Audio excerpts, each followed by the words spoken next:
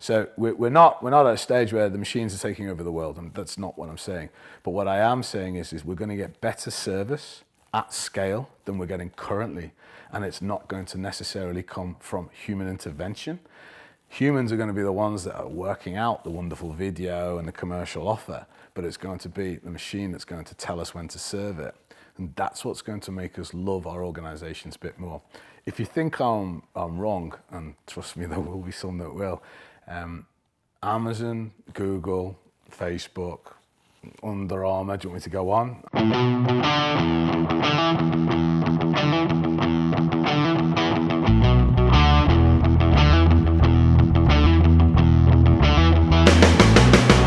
Have you ever wished you could stop someone cancelling their gym memberships before they even realised they wanted to? If so, you're going to enjoy this week's podcast. Today's guest was recently interviewed about how the fitness industry should prepare for the effects of COVID-19. But we also recorded an interview before the pandemic hit that I'm excited to share with you today. Our guest is at the forefront of machine learning, artificial intelligence, and understanding how members are going to act before they do. Here to explain what the fitness industry will look like in 10 years' time, please welcome back Mr. Ian Mullane to the Escape Your Limits podcast. Welcome to the Escape Your Limits podcast. Thank you. Thanks for inviting me here to your apartment in wonderful Covent Garden. Ian, tell me a little bit about your background. I guess you're not originally from the fitness industry, but you probably got a little bit of a passion from there. Tell us about your story and how it all started. So you're correct. I'm not what you would class as a traditional fitness professional. My background is predominantly in the financial engineering, financial software, fintech arena. So most of my skills would be more applied in a hedge fund investment management type arena.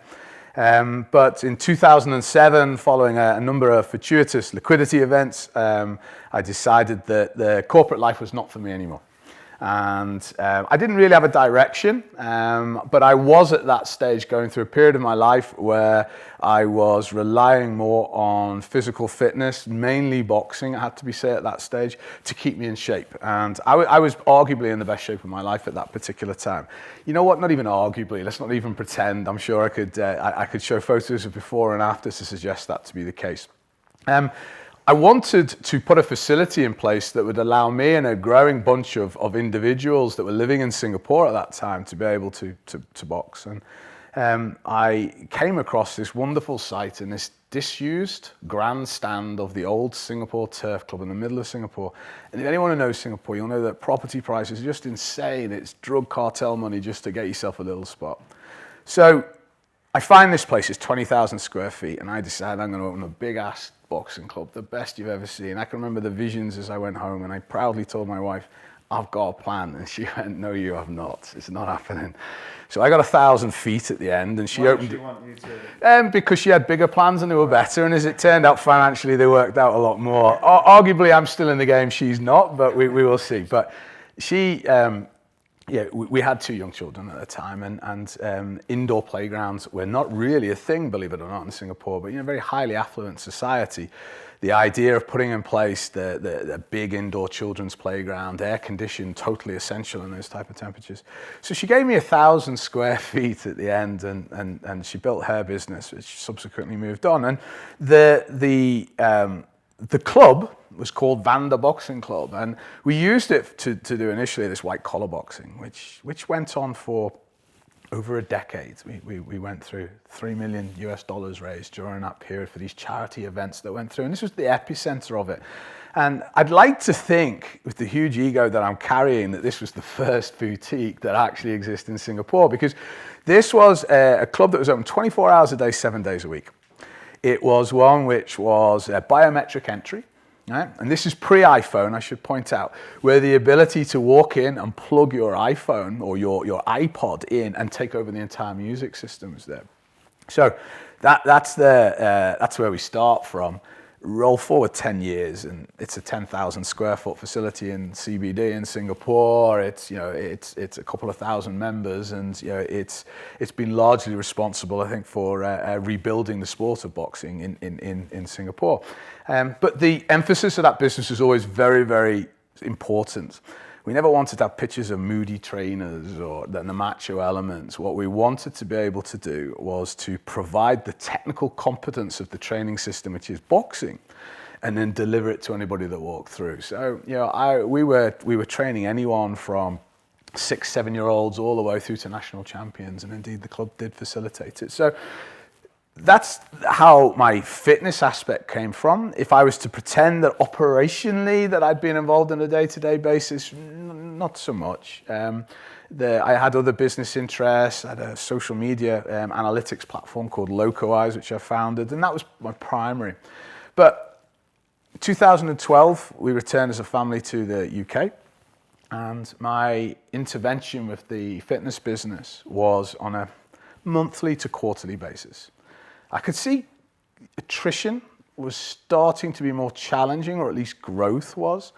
And there didn't seem to be a solution that would provide the organization with the ability to understand who was going to go in a time frame long enough to actually take action to change the outcome.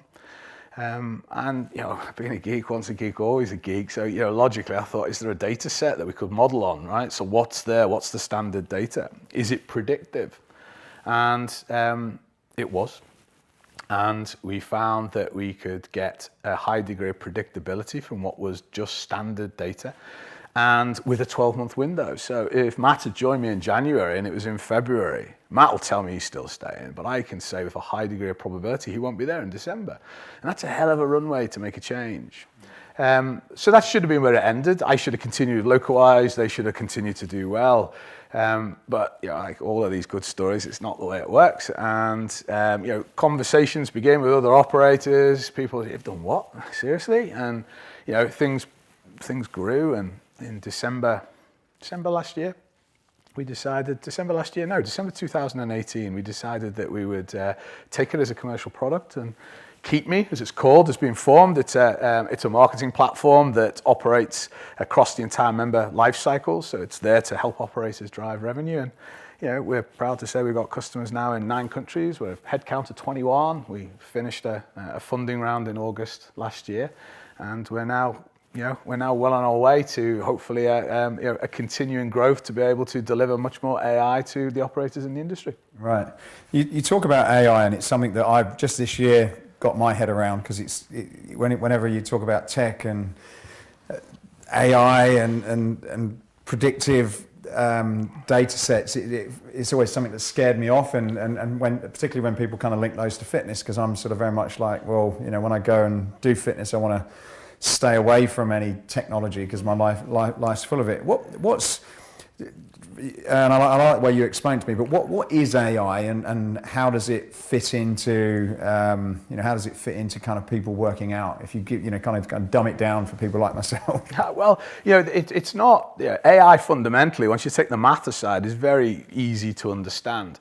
AI in the fitness context, or AI overall, is basically prediction. That's it, right? So it's basically taking what we do have, data, to predict what we don't, which would be an outcome as such. So in the context of a fitness business, there are so many unknowns, right? Who's going to leave? Who's going to join? Who's going to buy from us, right?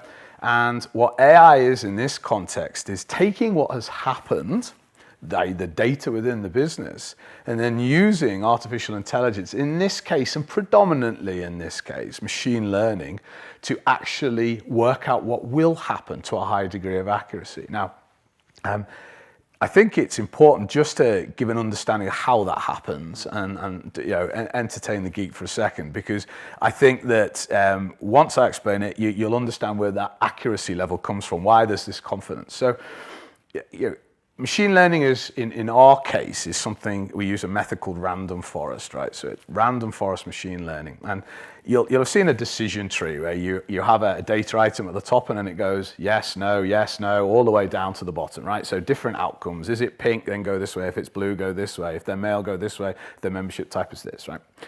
In a normal context, a decision tree is a very useful tool. But in a context of machine learning, when you've got 45 data items, a standard data set, so membership type, gender, age, join date, leave date, etc. So 45 minutes. An artificial intelligence machine learning algorithm will generate 8.8 million decision trees, right? And when you bring that together, because each one of them is not significant, but when you bring 8.8 million together, you are given a very highly accurate, low interpretability, but a very highly accurate prediction. In most cases, on a good data set, of which we've not come across a bad one in the industry yet, you're north of 90%. And a human, anyone who remembers their probability statistics at school, yeah, you're 50%.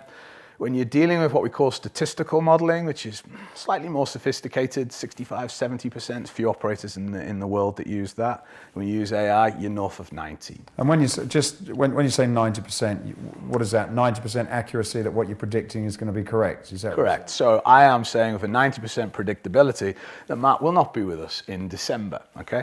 Now you can put biases into the models as well, so that you can have false positives, false negatives, etc., so that we can actually put in that if the probability of us being wrong, it is better that we're wrong and say you're going to go but you don't, rather than saying you're not going to go and you go. But that's a whole different area of it. But when you're dealing with that level of probability, it means that if in February I am predicting that you won't be here in December, or if I am predicting that your opportunity to purchase secondary revenue stream, PT or whatever, is on a predetermined period, then that information is better than what my alternative is.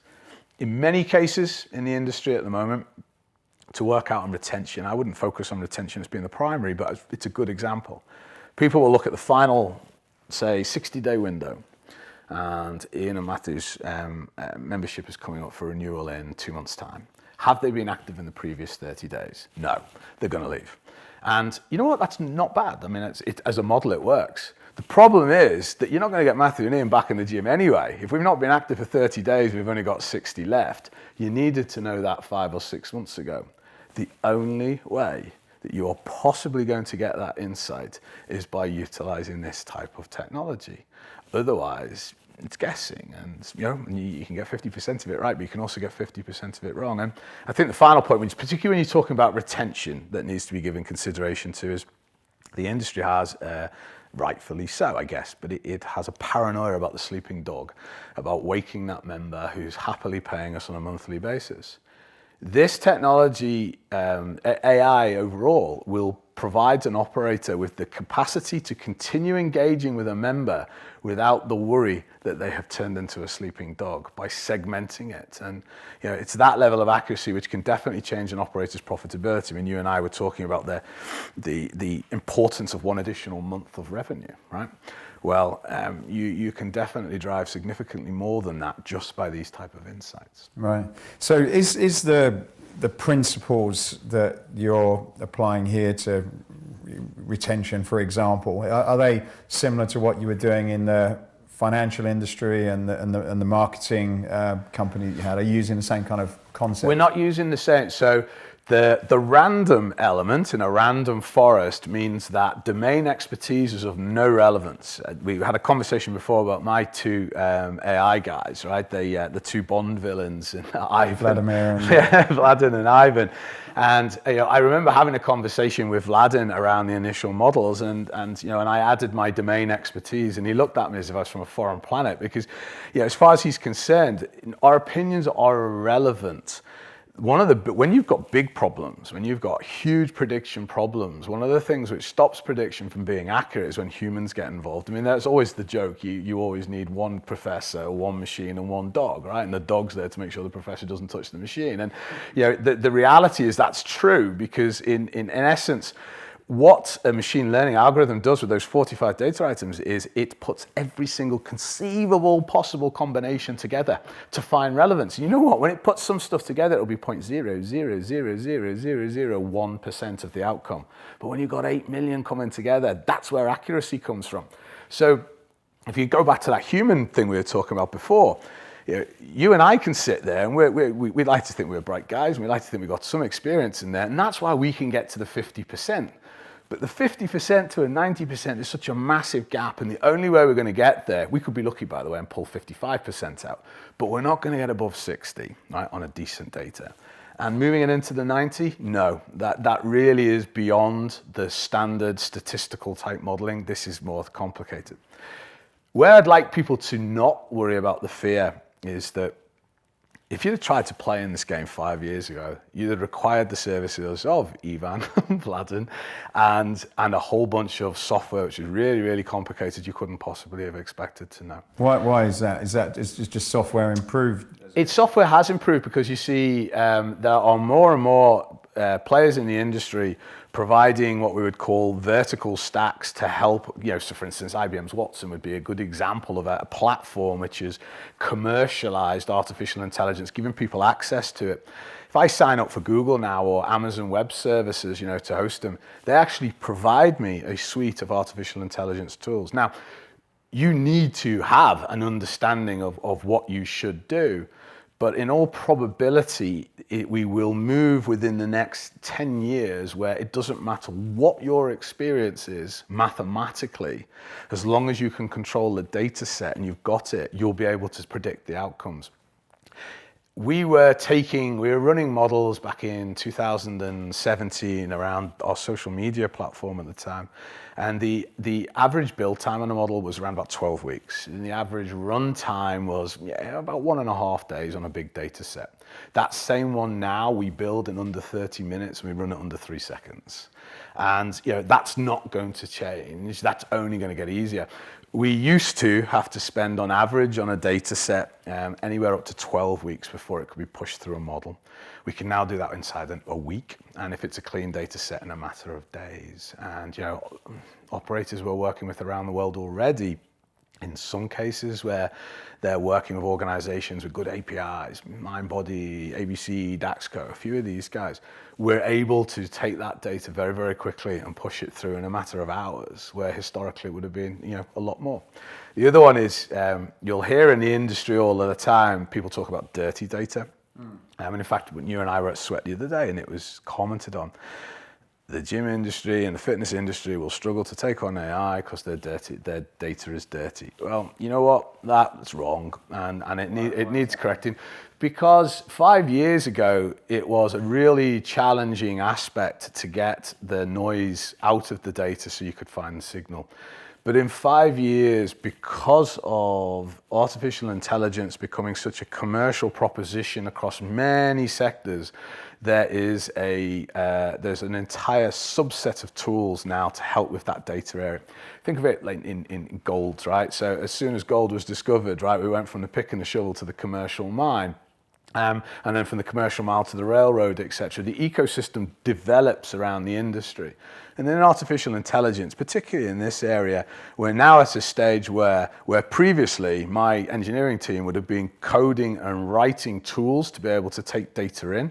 We can now pull open source or pull a tool off the shelf, and the only expertise we're having to bring is our data science skills. It's not the engineering side anymore. And then we can push it into the models and go through from there. So I see a time in not so distant future where the ability for a general manager in the franchise of Anytime Fitness will be able to go to a fitnessai.com or whatever, and literally load his data set or connect the pipe from his member management system into there and start to receive these type of insights. I can see that to be the case. Now, it just happened to say keep me before that fitness bit, so be it. But I think that the difference and where we're going to see the improvements is not in the accessibility, it's going to be on what we're going to be predicting. So if we started off retention and we're now working in secondary spend and we're now looking at win backs and we're now looking at referrals and we're now looking at LTV, what other parts could we be predicting? What else could we actually be predicting that would give people running these businesses more confidence in what they were going to be doing going forward? When you say about dirty data, like what, in general, do you find that people have some sort of kind of fitness-based business? Do you find that the information that they put into their own system, regardless of what it is pretty decent nowadays. Is that, is there generally a standard where most people meet, which allows you to do what you're doing? There is, and where they get it or where they haven't got it right is some cases where an operator's bought another operator and they had to bring two systems together, or they moved from a platform to another platform and they didn't bring some of the data. If you come to a data scientist now and you give me a data set and you haven't put a gender in there, for instance, a data science team with 99.99% accuracy could have a gender in there within 5 minutes on 1 million records. No problems, right? There's plenty of algorithms which exist for us to go off names, geographies, and the rest of it. The same can exist with a whole other element of data which just isn't there. The sorting technologies and that are there. Where the challenges can be is, a recent operator I work with, they've got 300 membership plans, which is quite startling considering they only offer 3. But they had their summer 2018 plan, then the winter 2019 offer, and then the 2013. So they named a lot of these things. Again, historically, you and I have had to go through each one of them and go, but that looks the same, so I'm going to assume that was basically the adult membership, and that was an adult with a discount. Now, what happens is the model will do that for you. It'll go together and it'll look for the similarities, and then it will spit out just the ones which it needs your opinion on. So that doesn't look like anything we know. What do you think? Well, yeah, you're right. That was a one-off concession one that we did. Do you want to include or exclude? And then the model will say to you, don't exclude it. It's predictive, but let's name it something else. And then it will fit it into that stuff. So one of the challenges that an operator has when they want to enter this world is that they look and they see what they could be having, and then they're a little bit embarrassed about what they've got, right? So they'll all tell you their data is perfect, but they'll all tell you they're going to the dentist for their checkups, and it's probably not the truth. So on that case, it's a case of, if they give the data over, they'll be surprised at how quickly that can be dealt with and that they can go through to the other side. Generally, their impact on the overall process is quite minimal. What we need from them is just an understanding of what we're seeing. So if we're seeing 30 price plans and we group them into 5, we need them to tell us that's the adult, that's the child, that's the family, that's the concession, and those type of things. And then looking at location, maybe they were using different terminologies. It was a spin one class, it was a spin hit the next class, that type of stuff. Bring that together once and it's good. And here's the beauty, which is turning into one. We didn't realize we were offering this as a service, but it seems to be the way. We're taking in all this dirty data. We're doing all the cleaning, we're tidying it up, and we're then throwing it into the models. But we're also passing them back, guess what? An incredibly clean data set. And what that is providing them is an asset which, quite frankly, at the moment, is not on their balance sheet, but it should be. Because I can't tell you in 5 years what we're going to be able to do with this data. I'm telling you now the stuff that I didn't think we were going to be able to do 2 years ago.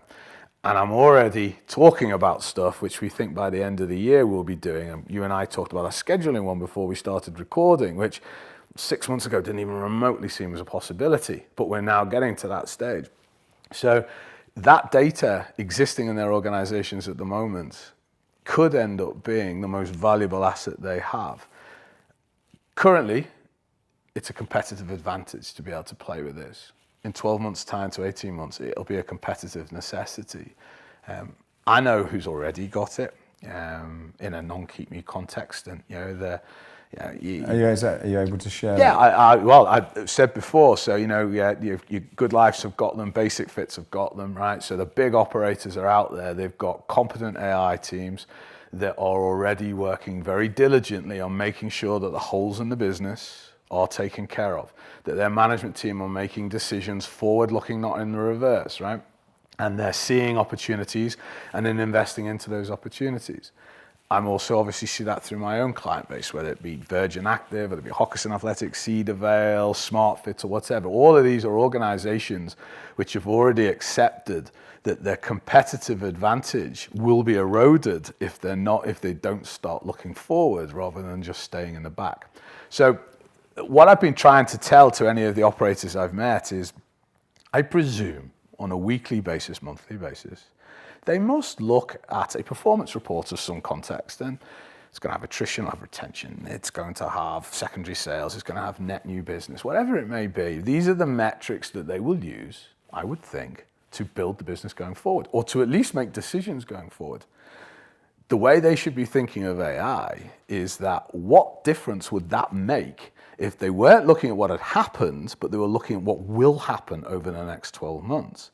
And the reason why I feel confident that that's a deliverable is because the data exists. Why? Because if they're looking at it historically, it means that we've got the data that we can use to model the forward. In some cases, we won't be doing 95% prediction capabilities. You know, we can't do that. I mean, you've only got to have a look at COVID-19, what's going on at the moment. That will have thrown out loads of things, but in a forward model. But nevertheless, anyone operating off that is going to be making more informed decisions than anyone who's looking off a historical context. And if you're competing with, you know, some of the large Europeans at the moment with their AI models, or in Canada or in the United States, you're at a disadvantage. And by the way, in some of the other ones I mentioned as well, they are much smaller operators, but they're operating in a highly competitive market, and they've got more intelligence. They're better at making decisions. They can do capital expenditure better. They can resource themselves better. And they can, in the context of one, they can do more of what's working and less of what isn't, because they're working from an informed position.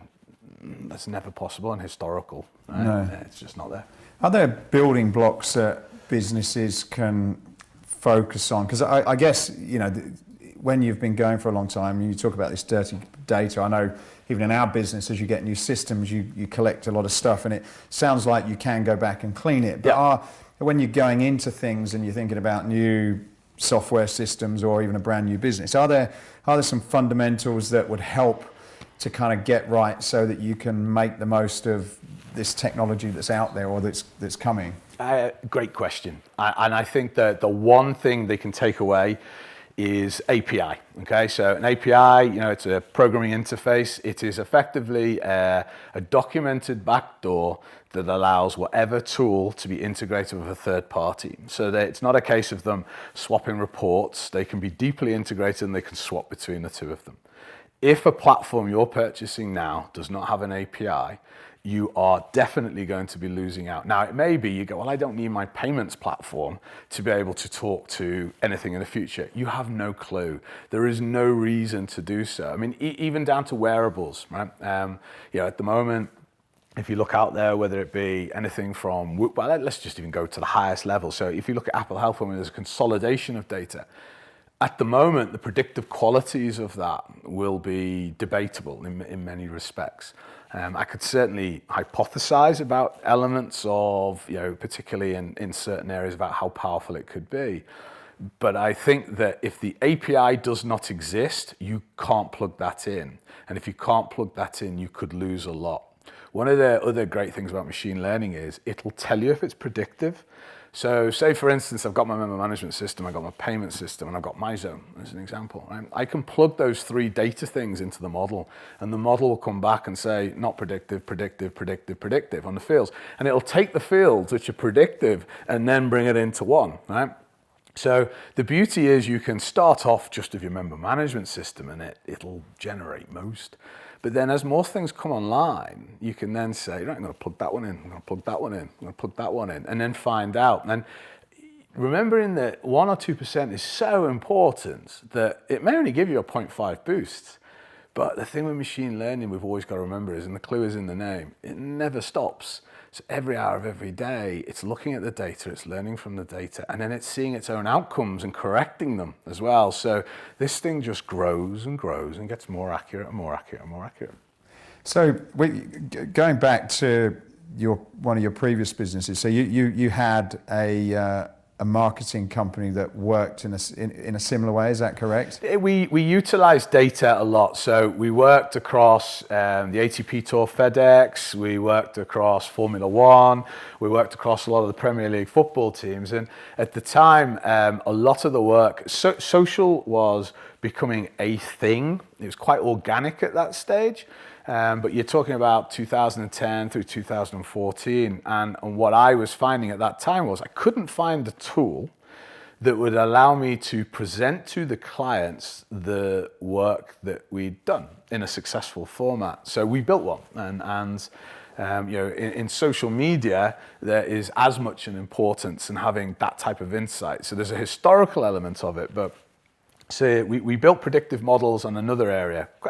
Like these ones when we built them, and they still work to this day. Whereby, say for instance, you're an agency and you've gone into pitch a client, and you say, look at this post, it's da da da da, and we're going to do this, and they've said, but your competitor's done that one and they've got 15 times the engagement. Well, Localize, as it's called, would actually identify posts which have been promoted using an algorithm so that you could compare that whether they were organic or not. But it would also then tell you what type of things to post. It would tell you how many times a day to post. Still does. I always use it in historical context because I'm so keep me related, but it does.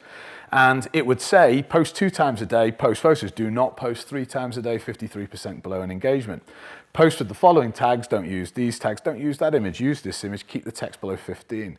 All of this was AI driven. And the beauty of the social data set is that it's so massive in the comprehension that we could look at 10, 15, 20 million posts at a time and train the model to be looking at what worked, and it was so dynamically changing itself. So, and how did it? Because I guess like Facebook and Instagram, etc., are also using this same type of machine learning. That's correct. How do you have something that's trying to learn something that's continuing? How do they sort of fit together? Well, you don't try to fight that one. What we would have always tried to, remember, we were our own client in this context. What we would look to do was to look to how we could improve our content. If we tried to game their algorithm, it was, we were amateurs going up against the best in the business. And, they still suck in most of the supreme AI talent is basically within the big 3.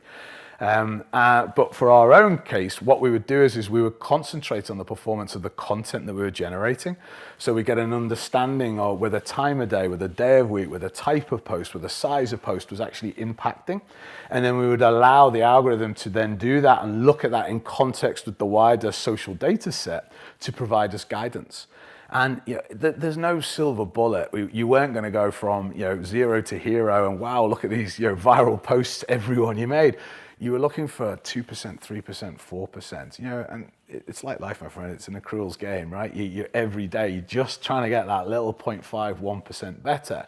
And over time, that one makes difference. And you'll find us data boys can be like this. We know the power of small incremental change. Yeah, every day. And we do. And we run it as a business that way, and we run the algorithms that way, because we know you can't force it. You can't make it go to 99, right? It's going to be incremental. And like in life, you could only control what you could control, so the data sources can change and those aspects of it. So with any of these things, what's important to understand is it is more important to have a system than anything else. And that system is something that can modify, but trying to gain the guidance.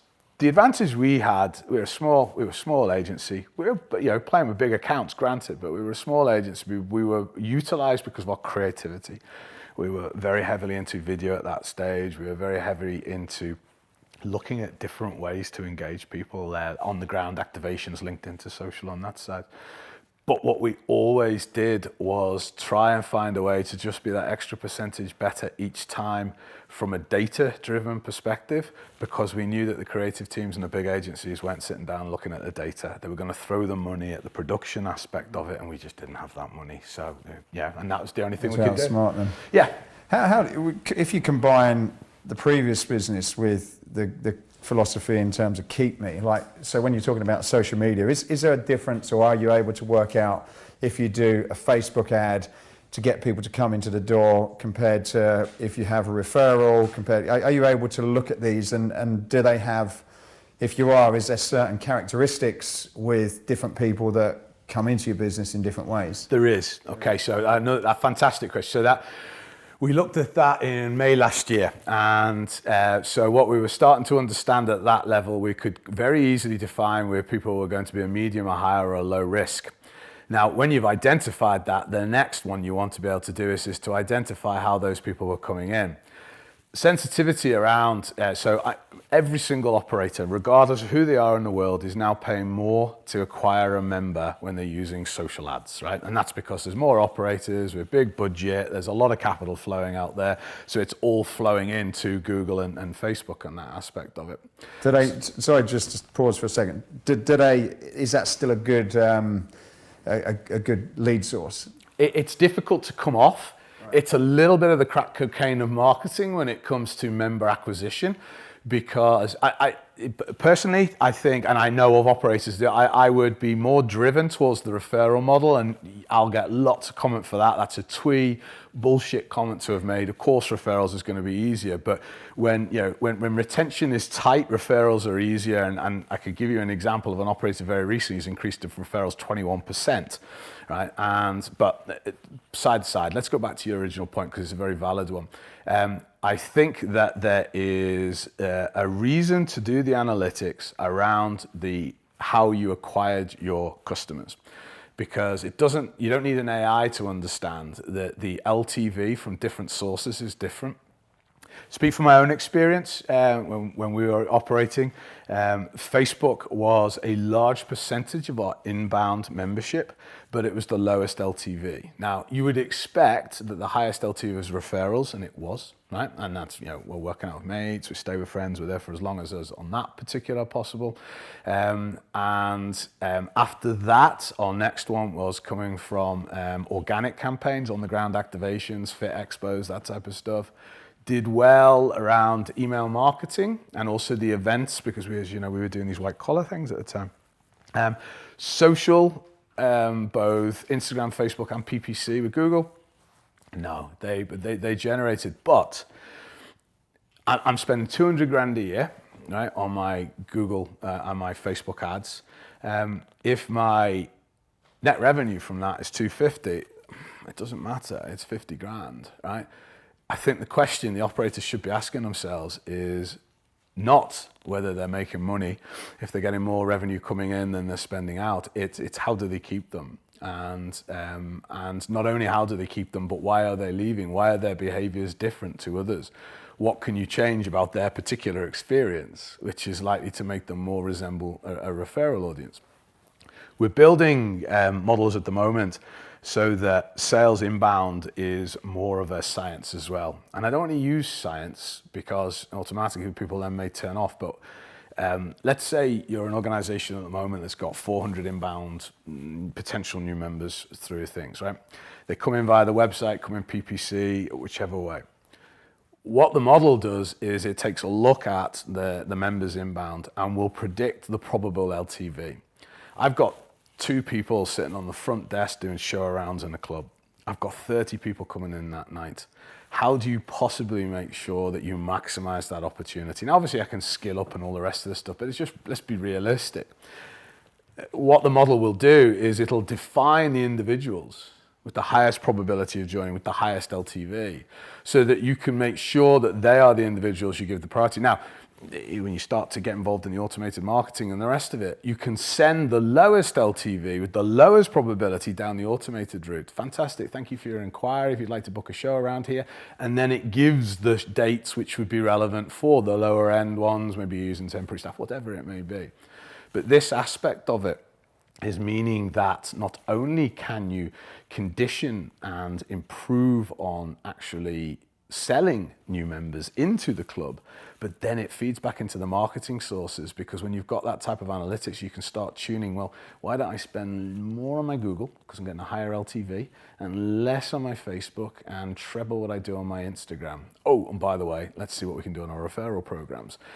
Giving that type of thing, and then when we predict forward what's going to go on sales, if you can see you've got to do 500 new sales in the next 6 months, and you can see in month 4 you're 50 short, you can then drill down and start to understand which one of the channels is the one that looks like it's going to underperform. And then that gives you the opportunity to relight the blue touch paper underneath it now, so that at least you've got an opportunity to make that gather up on there. Right, right.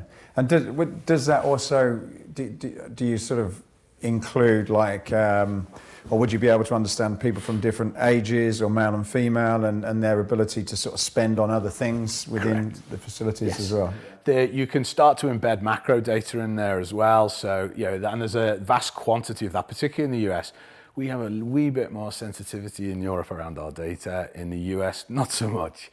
And there's for modelers like ourselves, there are some very big data sets which provide us with a very good understanding. Cardlytics would be one of them, which is a massive data set of all the credit card spending that's done. And when we start to integrate with that and the likes of Experian and those ones, we can start supplementing the data that comes in as a potential member so that we can make predictions about what the probabilities of that member would do. Once they're in with us, it's a different story. The data set starts to grow, and as I said, on the secondary revenue, we can take your membership and you make a decision you'd like to grow your secondary revenue through selling a PT package or something, and the model will find the members with the highest probability of purchasing it. And that's incredibly important for two reasons. First and foremost, sleeping dogs. Second, engage with members who want to be engaged. Don't engage with the ones that don't, right? Because that has a negative effect overall. And you can figure out who those members are that you want It'll identify. Now, and it goes even further. And this is 12 months since we're now at the stage where we can do this very comfortably. It can take, say you've got 10,000 members, and it finds 1,000 members of a high probability that will take this 10-pack offer. It'll take that 10-pack offer, and then it will then look at the membership, and it'll see that Ian will purchase a 5-pack. He's not going to go towards a 10.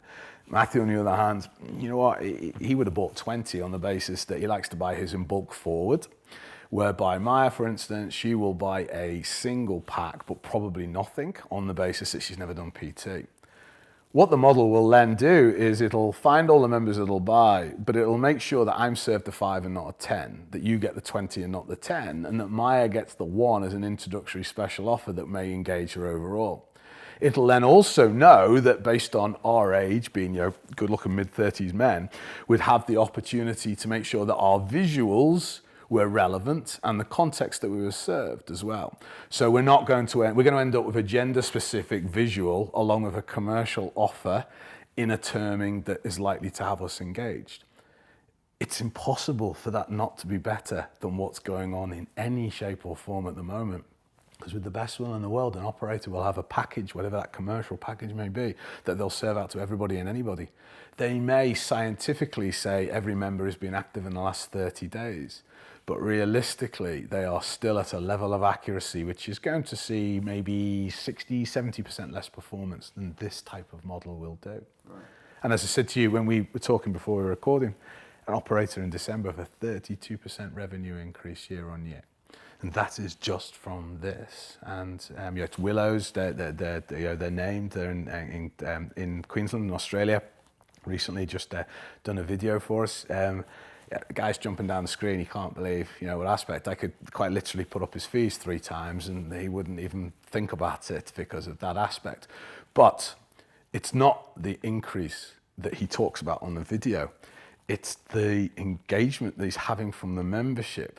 People are engaging with the club at a higher level because every communication they're putting out has got an increased relevance and has got more engagement. And even the commercial offers, he says, are being viewed more positively. And any time we have statistically proven this, any time you can get member in for PT, it doesn't take rocket science to know that's engaged. It doesn't take rocket science to say that they have a high probability they will stay with you. That was always a challenge. Now he's at a stage where they're constant and the model's learning all of the time and it's finding more. The beauty for all of these things we should always remember is that this is not you and I deciding to do a deal and then go and push it out. This is something you and I work out we want served, and then every hour of every day, that model is looking for a member that meets that criteria to serve that offer. So, I join in January and it comes through tomorrow, and I've now been predicted by the model to be a 10-pack purchaser. It's served to me. You don't have to worry about it, right? You as the business are concentrating on what you should be doing, which is member experience and running the club. Those commercial things are happening day in, day out. And because of that, that's a consistent, constant revenue stream, which is growing and growing and growing. So it sounds like it's limitless in terms of what you can do and the different areas you can start. But based on your experience, what are areas which kind of can give you what are the quick wins to almost kind of, say, well, look, this is an area to start in, get that right, and you'll make a big difference before you start going on to all the other areas? Is that? I think the targeting is probably the primary thing overall. If you have an understanding of what stage a member is in within the life cycle, i.e. that, whether they are in a positive and medium or a negative aspect, then it automatically helps you to target. If I had 10,000 members and let's say it's neat, 33% of them are in the amber, the at-risk category, but not the high-risk category, if I only target my efforts on them, I will improve my retention, right? This is where an area where, should we say, the dogma starts to take over, because in the high-risk area, there will be experts that when they hear me say that, will go, oh, no, you never, ever give up. Well, you know what? You do, right? There is statistically an incredibly low probability. Yes, there is one or two of them that says, whoa, thank you for getting in touch with me type stuff, because they're a bit guilty, and then they do head back. But efforts are put in the wrong areas in a consistent time. If you've got an understanding very clearly of who is going to go and stay with a level of accuracy, then you should start tailoring your communications to that level. The tone and the voice and the style that we utilize around low risk should be different from our medians, should be different from our highs. By doing that, that's one area which I think is important. But then allow, if you've got an existing membership, then have that membership segmented so that you've got different approaches, but then utilize models to then adapt the model, the actual offering to each one of those groups. So secondary revenue being that example in that side. In that green and orange group, I have got a low probability of that triggering a sleeping dog, right? And a high probability of them wanting to engage. And if that's the case, then let's make sure that we're targeting that. An operator that takes on a platform like KeepMe is going to see very, very quickly what the probability is of losing and keeping members. That's one. They're going to have identified which members are likely to purchase more. That's two. They're going to have the capability to see upsells and downsells. This is a new one, which new for us, but I just learnt as well. So in the US, more than in the UK, because our seasons are basically winter, a bit more winter and a bit wetter winter. But in the US, you've got the whole summer concept, particularly West Coast and even on the East Coast up in the North, where you've got families join for the summer season. And there is a large, we've got a customer at the moment, they had 600 members joined in June, right? And 580 of them were gone by September. What a model can do is it can find those members, and this is what we're doing at the moment, and it will then downsell them in August. So it will give them an offer, obviously constructed by the organization, route them out, serve to them. 307 of those members were saved, right, during that time. Historically, they've all gone. They're on a lower value membership because the facilities they'd utilize were less. And then when it comes to May and June this year, it'll automatically upsell them again, right? So this is keeping them within the organization. Another one up in Canada at the moment where they've got a lot of outdoor tennis courts. Outdoor tennis courts in the winter, not so good on racket. So the model is automatically identifying people on these large memberships, multi-activity memberships. And it is looking at their activity, and then it is going to them and selling them a different membership for the closed season and then taking them back up to the multi again. The strength for anybody getting involved in this stuff is their willingness to try and think about how things could be. I think sometimes we're constricted because we're told the way things should be or always have been. And I think that what these tools are going to do is give people the opportunity to maybe think differently about their approaches. It was always a case of they're either a member or they're not, they're a summer member or they're not, right? And now those things can change. Now we can start to tailor at scale 10,000 odd, custom offers for secondary revenue, right? Now we've got the opportunity to work very, very diligently and look at specifically groups of members where we could be doing something different around engagement or offers or whatever to get on the retention side. So it's using these data points to actually be able to tailor that experience to a level that we haven't had before. All the other dogma is not wrong. It's decent customer experience. You should say hi to people when they come into the club. I'm not saying you shouldn't. You know, there should be touch points and the rest of it. But to try and prescribe these set numbers as if it's some type of science is bullshit, right? And it's one of the reasons why 10 years on from people preaching this rubbish, we are still seeing an industry that hasn't fixed its retention at all. Still as bad as ever, arguably even worse currently. So if it's the market's the same, it's more competitive, then it's got to be the systems and the approaches. They don't get thrown out. You don't get rid of them. They're good practice. But you need to have a data-centric one to marry with it, because it's when those two to get together, it gets powerful. And guess what? You can also measure, but measure in advance rather historically when it's too late.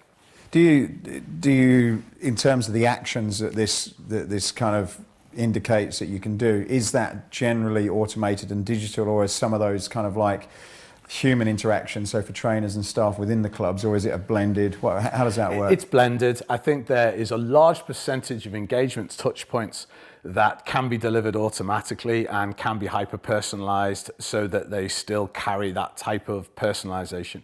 However, the way I approach the whole AI integration into a club setting is to provide the operators on the ground with a level of knowledge which allows them to increase the personal engagement to be personal engagement.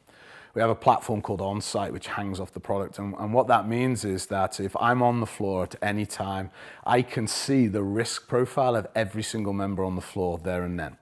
I can see the last time they were interacted with, and I can see what the actual conversation with on that side. How can you see? Because what will happen is that it's delivered over iPhone, iPad, etc.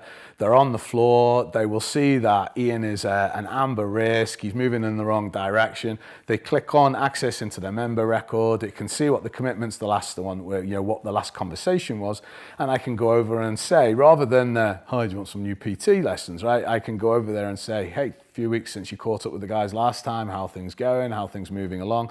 You've got data points, even silly stuff. I mean, the platform tells you if it's their birthday, right? And I mean, it sounds simple, but it's all connected through. So when you come in and you swipe through, automatically reception's starting to see that profile. You're a Group X instructor, you're doing a body pump class. I know of some organizations, currently with Keep Me, where the instructor has to be aware of the risk status of everybody within the class. Why? Because I'm looking and I've got 80% greens and I've got a few oranges, I've even got a red in there, right? Shout outs during the class, right? Personal aspects of that. Movement over towards them at the end of the class. This is all the type of process-driven work that's been talked about for a long, long time. But you speak to a guy on the floor and they'll walk in, there's 150 people on the floor. Who do they speak to, right? Yeah, exactly, they wouldn't. And then the same with the Group X. I'm also aware that, for instance, there's a process that exists in one club that if a red member, which is basically, we got it wrong, turns up in the club, then the GM, so it's notified, so the guys get notifications on their iPhones and iPads, the GM will come down and greet them and come and say hello to them or whatever. But the club also has a 95% rule that 95% of all Orange members have to have had contact with a member of the club there and then during that time. And can you then like personally log that? Like, can you like there and then? Yes, you can. I mean, we've even got to the stage where, again, you can do this in some countries and you can't do it in others, where it can actually be, the communication can actually be recorded and automatically transcribed using another AI tool, funny enough, so that it automatically goes to the member record, so it's actual on that side. And these are all valuable interactions because in the background, on our computer, our models are looking at that, and it is then being able to tell you in 3-4 months' time that when you interact with your ambers, which are in a certain score level, 3 times stronger that they will stay with you than ones that don't, right? And because again, you're feeding more data in. We have within the platform, WhatsApp, SMS, an MPS platform, email platform. And we do that because you want to use the intelligence for the engagement when it's not a non-verbal one. but also because it's incredibly strong when your model for your club can see every open of your email, every open of the SMS, who unsubscribes, who blocks, who shares. All of this type of data, it's just feeding in the model, right? And then the model's then starting to be able to tell you what's working, what isn't working. Send less of that one, send more of this one, right? Moldify it on this aspect. It's data. And at the end of the day, it comes down to if you're collecting it. So when you're collecting it through a tool that makes its life around data analysis in the first place, we make sure it's very sanitized in the way that that's done. But that also improves the engagements on that aspect. When you send out a newsletter, one of the operators, they send out one newsletter on a weekly basis. It's a very short one, but there's 9 different versions. And what they do is we call them asset lists, and they will basically, so they will put a bunch of pieces, which may be long form pieces around nutrition, fitness, or whatever. They'll put the news of the club, right? That may be the standard. They'll put a visual, which will differ containing whether you're in the functional training or whether you're in the gym or the swim section or whatever. And what the model does is it moves the relevant pieces in. So you and me may be in the same family and we get the same club core news, but the associated news is more associated with us, our interest in that club, rather than the general. So when I get a 4-page newsletter, a 6-page newsletter, I don't look at it and go, on the front page, it's the dance section, and it's not for me. I get what's relevant. There is no human intervention in that. Where the human intervention comes from is where the value is. What's the content, right? Never, ever will we have an AI that is as good as a human when it comes to building the physical content. Just on that then, well, just pause a second then. So, and I'm going to come back to some of the pelotons and that in a moment, but do you see then that AI being able to link into what they're actually doing and the results they get, could that, because I guess a lot of the equipment in the gym is there's no technology or chips in that at the moment. Can you see a day where you're actually looking at what they're doing and how they're doing it and then being able to build up a picture on that as well, similar to what's happening in some of these consumer products at the moment? Yeah, I think, very much so. I think my zone would be an example of a data set which is predictive and can be utilized in this context for an operator. I think Midtown have been utilizing a facial recognition system which exists around all of their clubs, and that then provides both an understanding of where people are going, but also is you could get with a model where you could identify the time they were spending in different rooms and how predictive that is. I think Technogym's definitely heading down that way with the My Wellness aspect of it. I think in that area, what people do within the club will be able to feed marketing and help with the personalization as a whole. And let's say, for instance, you and I was prescribed the workout, and that workout was on a set of equipment that was connected. And I turn up 5 days, let's say I'd have to do 2 days a week, for a month, and I do that. Right? To you and me on the floor, we may think, well, he's all right. He's doing exactly what he said, 45 minutes there, 50 minutes there, 50 minutes there, and 50 minutes there. But the reality is that if you've got a model that's looking at the data, it may see that I've moved to 80% of my output rate, that I'm not lifting to the same level as I was before. I'm not pushing to 13, I'm pushing to 12 each time. And they are subtle signs. Now, they're subtle signs on my probability of staying with the business, right, in one thing. They're also subtle signs on whether I'm going to purchase, but they're also bloody strong signs of when I need intervention, right? And it's intervention now. And if you genuinely believe that I am someone you want to keep in your business, putting a competent person to come over next time they see me near to a squat rack and saying, hey, few kilos lighter than you were previously, should we try and push it today, right? Or let's work a little bit more on the form, or should we do a reevaluation on where your zones are, because it seems from your My Wellness record that maybe you're not pushing to the same level anymore. Those type of engagements and interactions will matter. Mm-hmm. We are, by definition, I don't know about you, but sometimes I can do the same workout 20 times, but I probably am doing it 20 different ways. I may have form the same, but I'm probably not always doing the same reps. I'm not doing the same weight on each time. I'm not doing the same length of running. I'm not doing the same warm-up. I'm not doing the same amount of stretching. when we can build that into the data sets, phenomenally powerful, not just on retention, but on marketing and a whole host of aspects.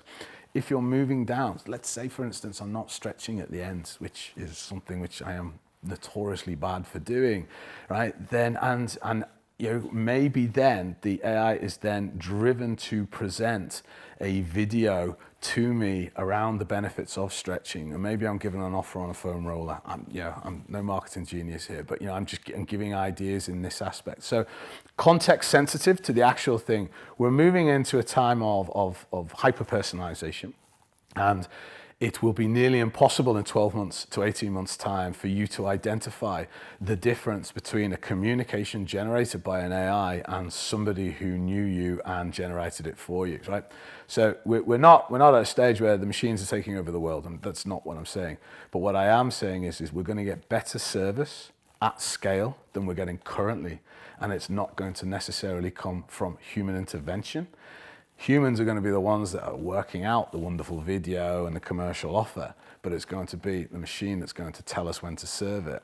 And that's what's going to make us love our organizations a bit more.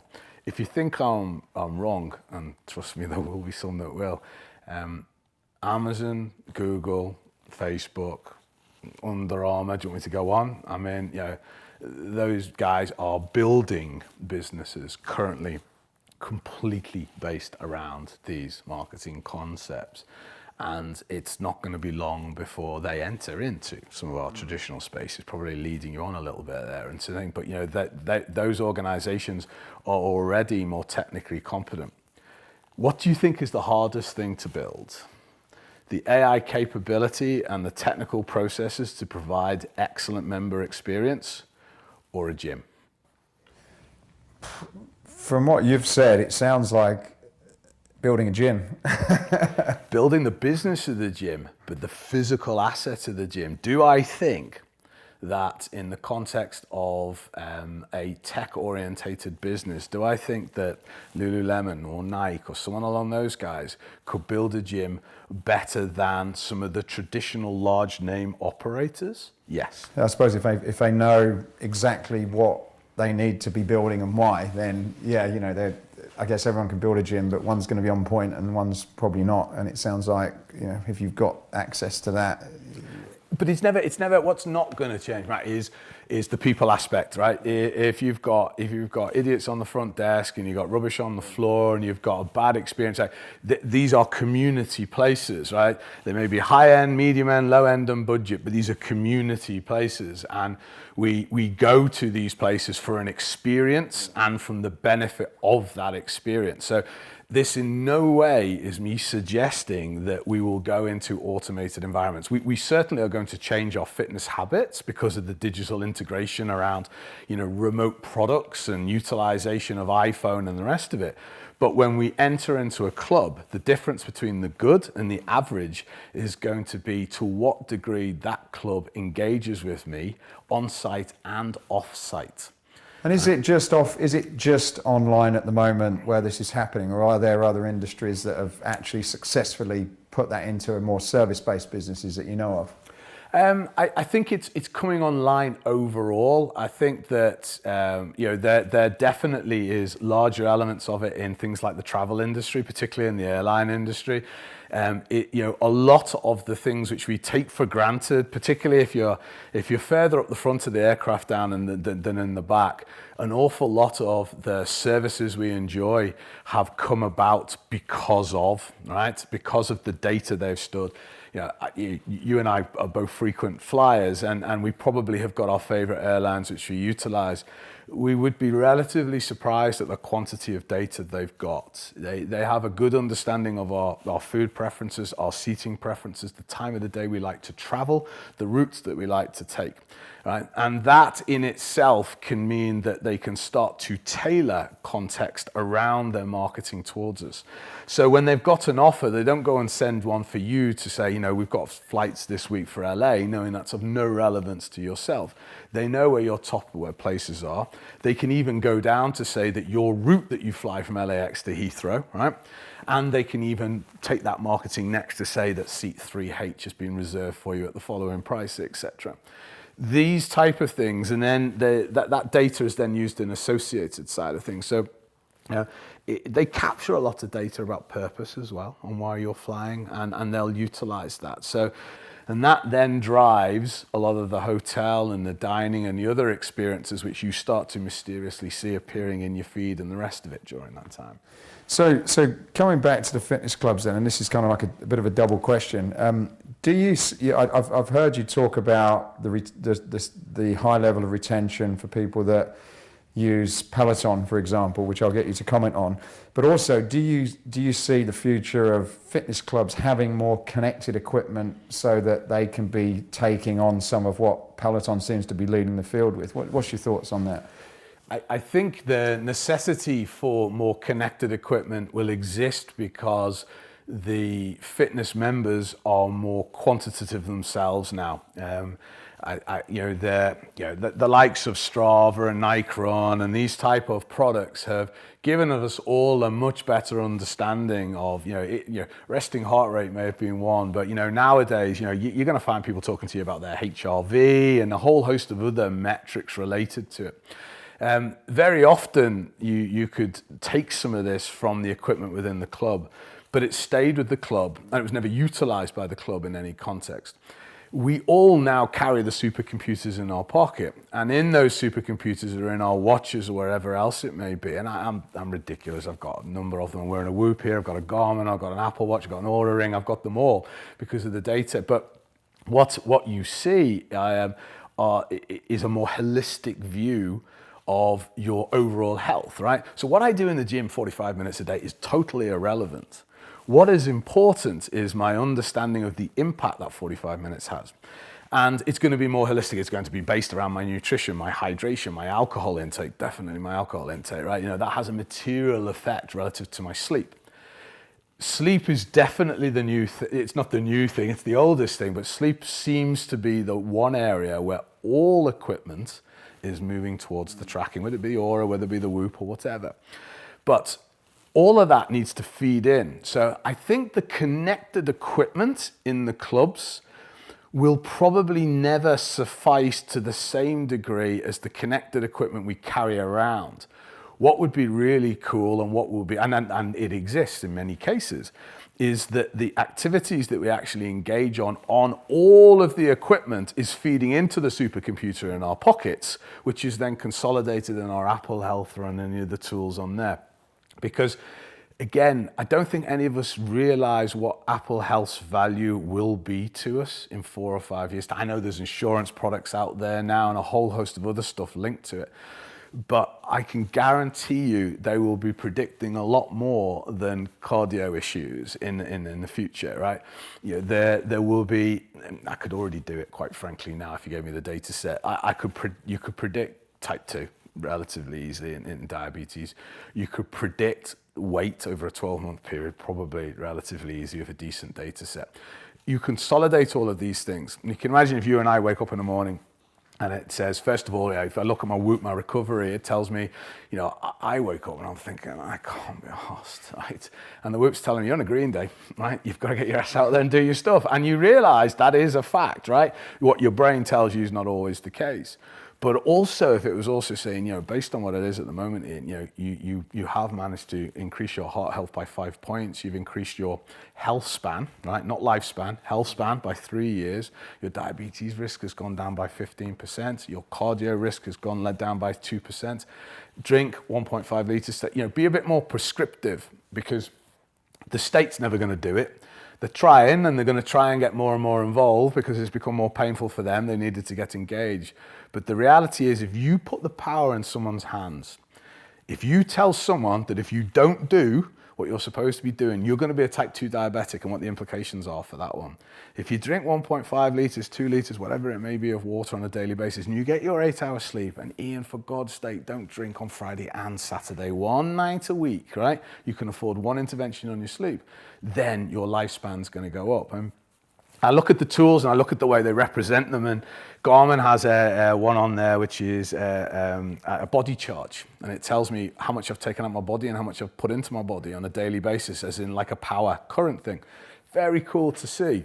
The recovery on the Whoop, unbelievable. Changed my sleep patterns like you wouldn't believe. It's really made a fundamental difference in the way behavior, because I can see the effect alcohol, nutrition, jet lag, and everything else makes on those things.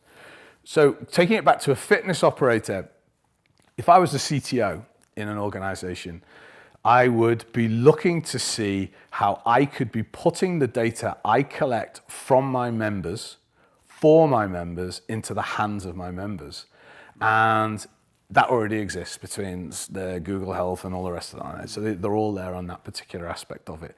Because in time, imagine if you've got 3 choices in the neighborhood and one of them has the ability to take every activity you do and push it into your Google Health.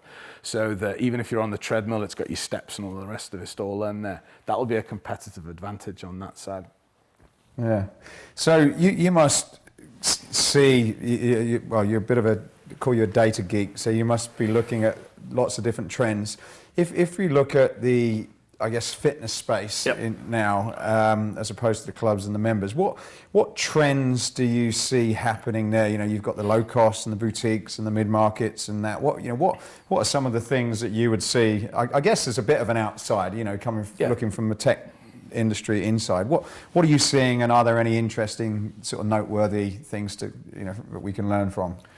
I think that there is the digital aspect of it is probably the most interesting, and I'm talking about the digital offerings from the traditional bricks and mortar organizations.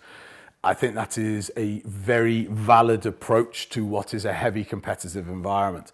I'm on record as being a Peloton fan, I'm a Peloton customer, and just like vegans, we tend to be very zealous when it comes to our opinions, but I've never ever done a spin class in my entire life, ever. I have no interest in doing a spin class.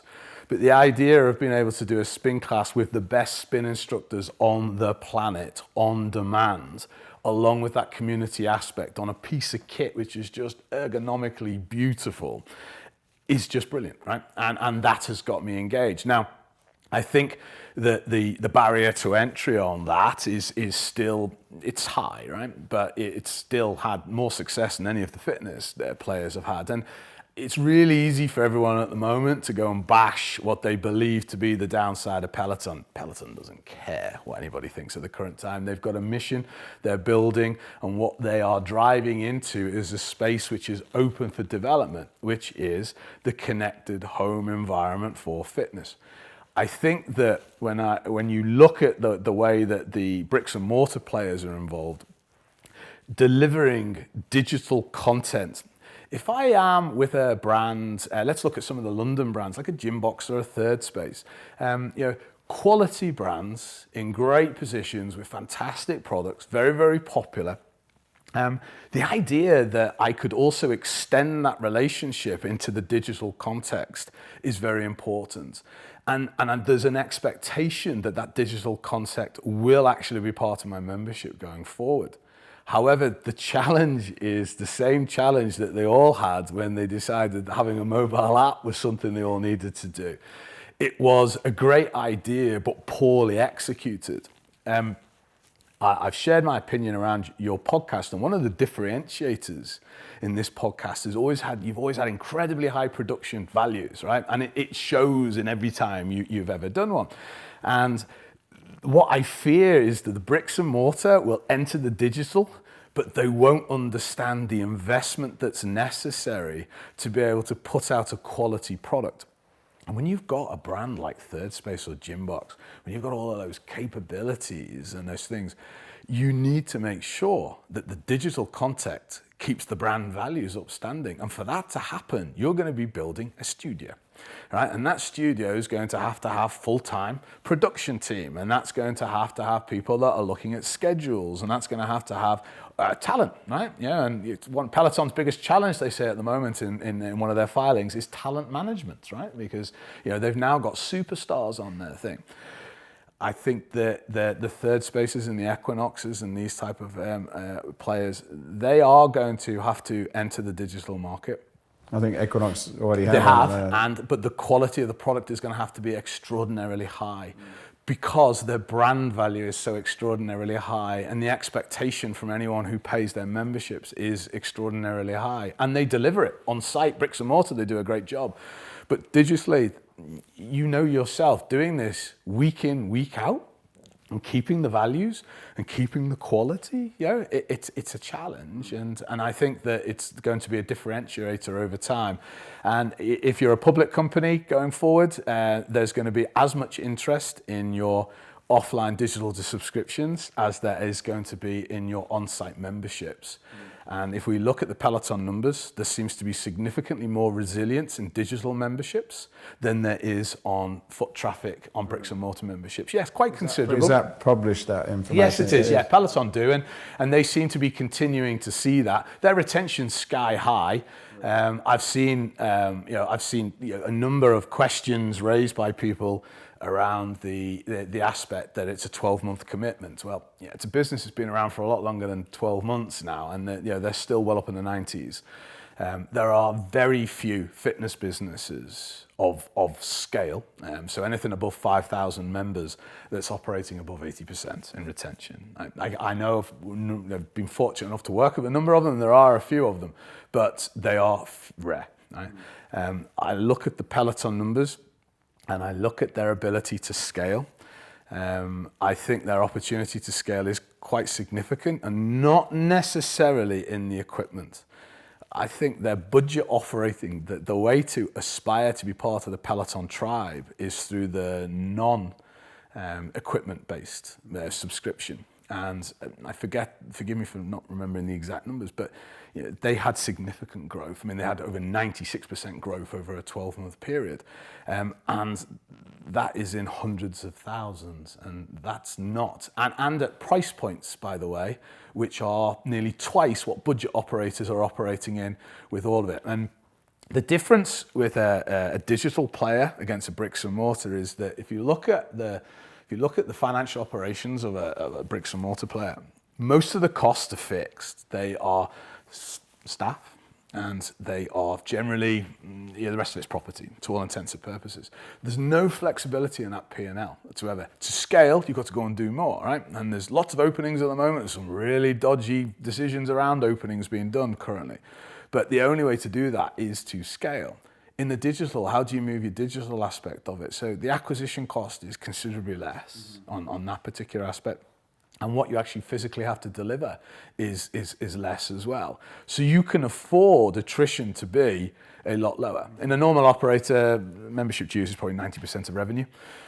If that drops by 5% or 6%, you're in the shit. Right? That's a fact. In the digital offering, if it drops by 5 or 6%, altering your cost base, which is probably already marginal, you're probably operating at 70, 80% gross margin, I don't think you're going to have too many challenges. So. And it's interesting how, we talk a lot about service and being in the service industry, but yet Peloton, that doesn't really, you don't come into contact with anybody, seems to manage to get a high level of retention. Do you think that's because of this, the ability to kind of predict and to interact and to personalize what their members are doing, do you think? I think I get asked all the time, do you ever go and speak to Peloton? No, their business is built on this. I mean, they are a production business. They've never pretended to be a fitness business, right? They're a production business, and they're a production business based on data. They have an excellent record at suggesting to me what I should be doing in many, many cases.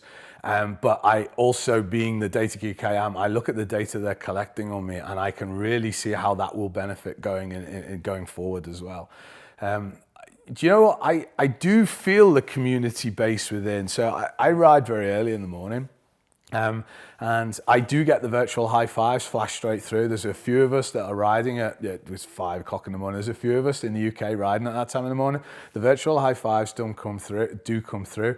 I know people that are so aspirational about getting a shout out from Hannah or whatever when they get to 100 rides.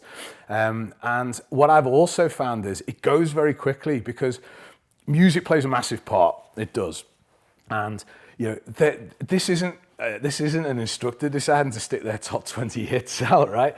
This is a collated music set. It's beautifully blended. It never misses the beat. It's absolutely on it every single time.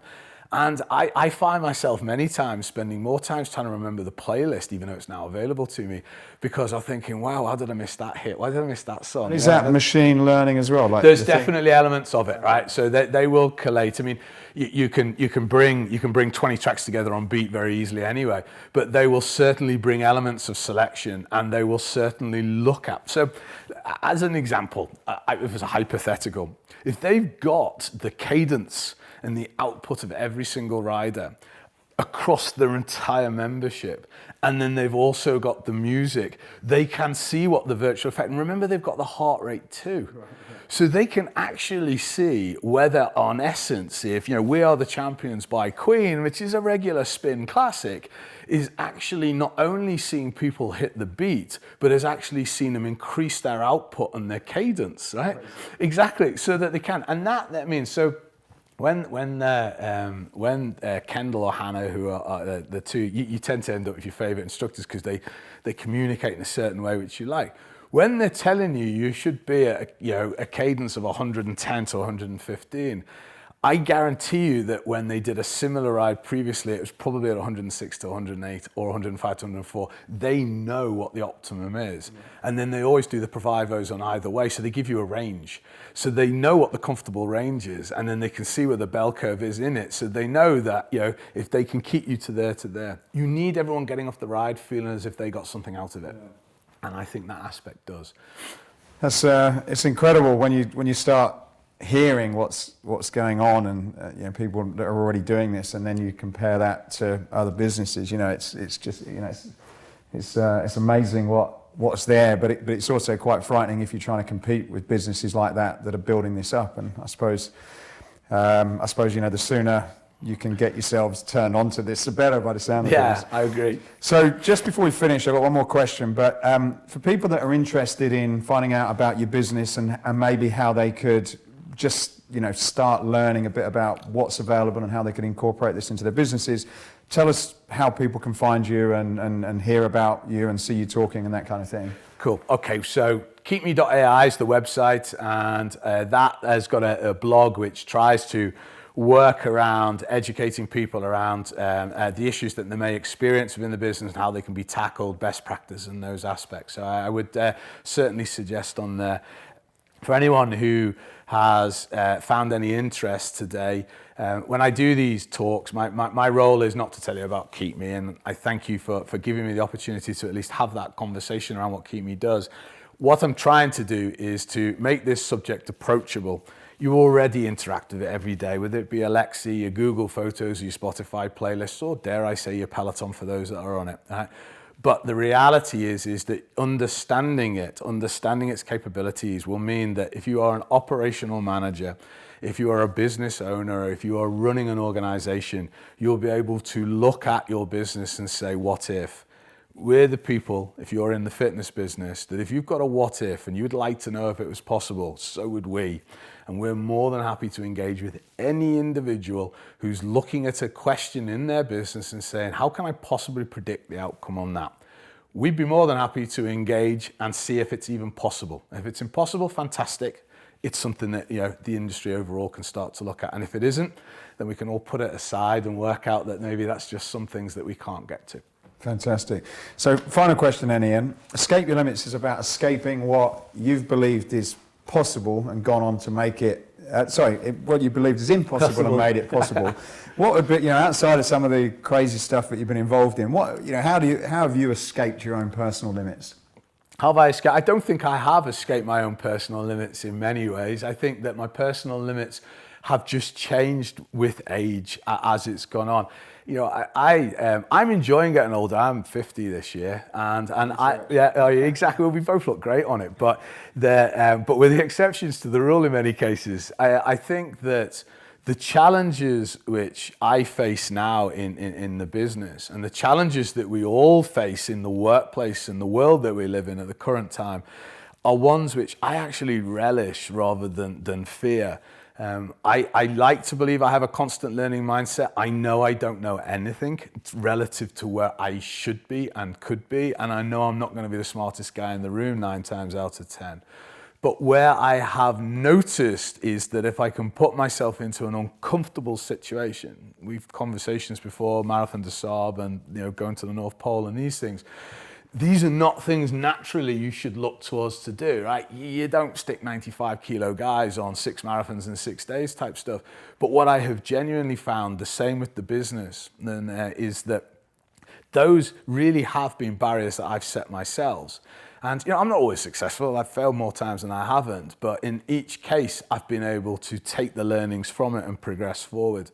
I think for the business as a whole and for our industry as a whole, it's got massive competitive risk currently within it from players that it doesn't know how to play with, who've got skills that they don't have, but by the way, vice versa.